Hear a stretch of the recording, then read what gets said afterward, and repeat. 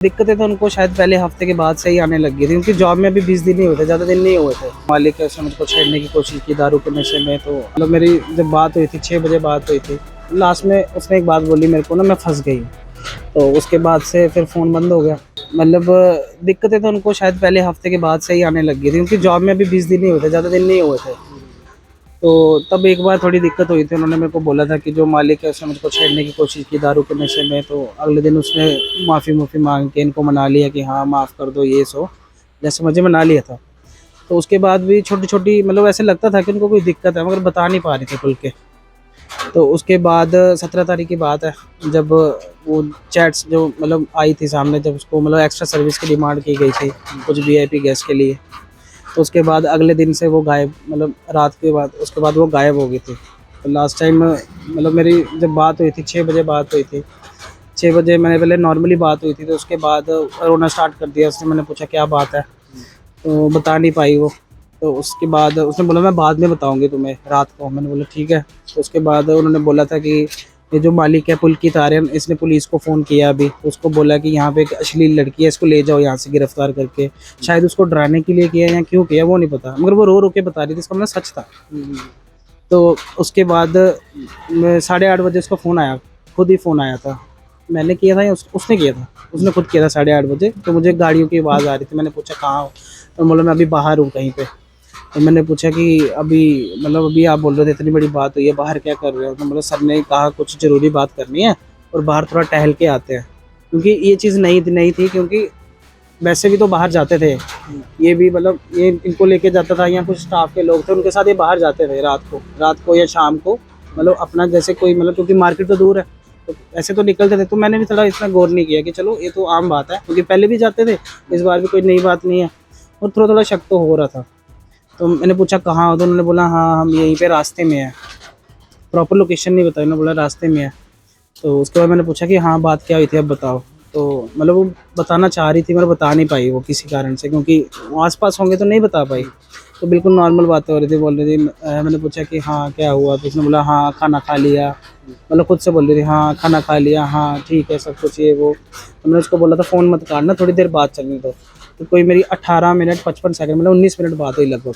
तो उसमें यही बात है नॉर्मल, मतलब वो बता नहीं पाई कुछ भी। लास्ट में उसने एक बात बोली मेरे को ना, मैं फंस गई। अच्छा हाँ। तो उसके बाद से फिर फ़ोन बंद हो गया। उसके बाद जब मतलब फिर फ़ोन बंद हो गया, लगा लीजिए कोई 8:52 पे फ़ोन कट हो गया था मेरा। 8:51-52 पे मेरा फ़ोन कट हो गया था। तो उसके बाद पुलकित आर्यन ने मेरे को फ़ोन किया, जो ऑनर है, 9:38 में। इसने बोला कि मैंने ना आपसे एक बात करनी है पर्सनली। मैं हाँ बोलिए बिल्कुल। मैं बोला यार देखो अंकिता ना बड़ा अच्छा, मतलब मैं आपको ये नहीं कह रहा हूँ, मगर पहले दिन उसने बड़ा अच्छा काम किया, 1 हफ्ता बड़ा अच्छा काम किया। उसके बाद देखा मैं फ़ोन पे बहुत लगने लग गई। उसके बाद कहीं भी स्टाफ को लेके बैठ जाती थी। तो अब ये वैसे काम नहीं कर रही है, हमें ना थोड़े एक्स्ट्रॉर्डिनरी गर्ल चाहिए थोड़ी ना, तो एक्स्ट्रॉर्डिनरी कैंडिडेट चाहिए, ऐसा बोला उसने। तो मैंने बोला ठीक है हम कहीं और देख लेते हैं, कोई बात नहीं। तो उसके बाद मेरे को थोड़ा शक हो रहा था कि मतलब अगर ये वापस आ गए हैं, तो अभी तक अंकिता ने बताया क्यों नहीं? क्योंकि उसने बोला था मैं रूम में पहुँच के बता दूँगी कि मैं आ गई हूँ। मुझे थोड़ा शक हो रहा था। तो मैंने उसको बोला एक काम करते हैं, मैं सुबह एक लड़के को भेजता हूँ, वो इनको ले जाएगा। उसने बोला कोई बात नहीं, आप चाहे इनको 10 दिन रखो, यहाँ पैसे की कमी नहीं है, ये वो सो कि हमें कोई दिक्कत नहीं है। आप, मैंने बोला जो भी इनका हिसाब बनता है आप क्लियर कर देना, 20 दिन का जो भी हिसाब बनता है आप क्लियर कर दिए, तो बाकी कहीं और देख लेंगे, कोई बात नहीं। मैं बोला हाँ ठीक है, ये नॉर्मल बात हुई। मतलब फ़ोन कट हो गया। उसके बाद मेरे एक भैया है, उनका फ़ोन आया था मेरे, 15 मिनट उनसे बात हुई थी। तो उसके बाद फिर मैंने अंकिता को फ़ोन किया उसी वक्त, 15 मिनट के गैप के बाद मैंने अंकिता को फ़ोन किया। मैंने फ़ोन किया, उनको फ़ोन बंद आ रहा है। मैंने फिर से किया, फ़ोन बंद आ रहा है, बंद आ रहा है, बंद आ रहा है। फिर मैंने पुलकित को फिर से फ़ोन किया, क्योंकि ये तो पहुंच गया था। तो मैंने इसको फिर से फ़ोन किया, इसने फ़ोन नहीं उठाया। फिर से फ़ोन किया थोड़े गैप के बाद, 5-10 मिनट के बाद, नहीं उठाया। तीसरी बार भी किया, नहीं उठाया। चौथी बार इसका फ़ोन स्विच ऑफ हो गया। अच्छा हाँ, रीज़न क्या था वो अगले दिन पता लगा।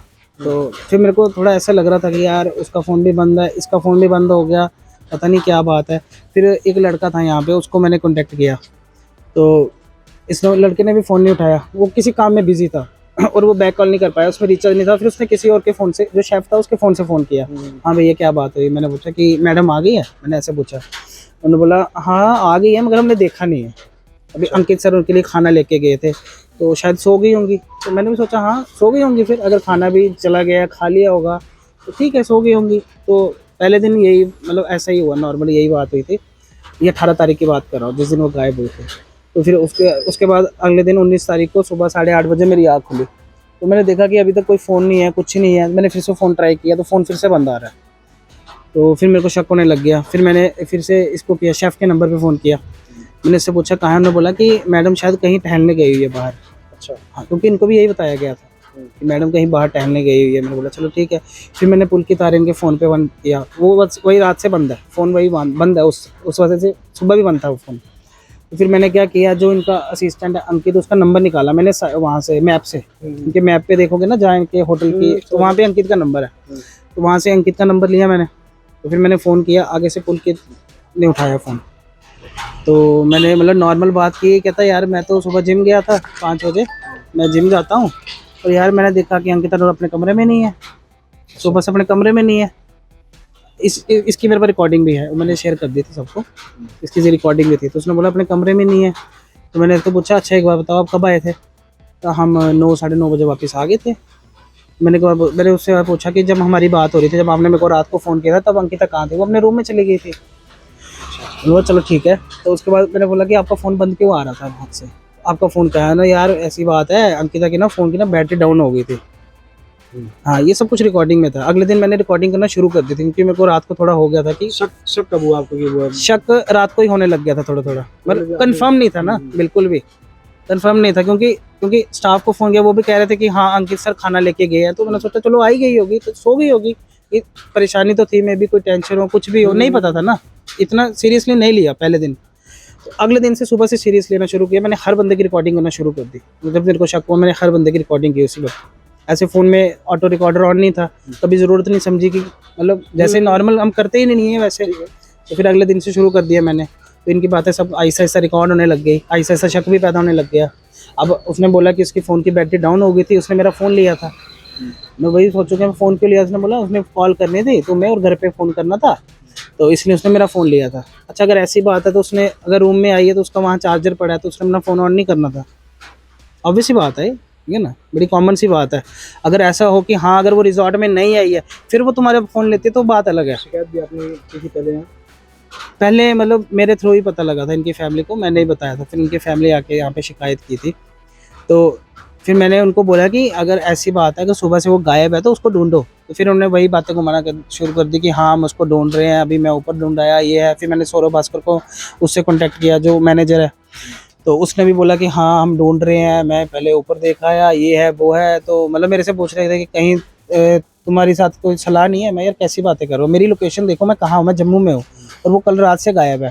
तो कहते हैं हाँ हाँ हम समझ रहे हैं, ठीक है हम ढूंढ रहे हैं, चलो हम करते हैं कुछ। तो फिर उन्होंने ढूंढना शुरू किया। मतलब पता नहीं ढूंढना नहीं ढूंढना, मतलब सिनेरियो ऐसा ही बन रहा था कि हाँ हम ढूंढ रहे हैं। उसके बाद पुलकित मैंने अंकित को फ़ोन किया, तो फिर अंकित ने फ़ोन उठाया। जहाँ पे पहले पुलकित की बात हो रही थी वहाँ पे अब अंकित से बात हुई। तो अंकित से बात हुई, फिर अंकित भी यही बोल रहा था हाँ यार भैया कुछ पता नहीं लग रहा है यार, मैं क्या करूँ, मैं भी कंफ्यूज हो गया हूँ बहुत, है ना, ऐसे अचानक से कहाँ चली गई।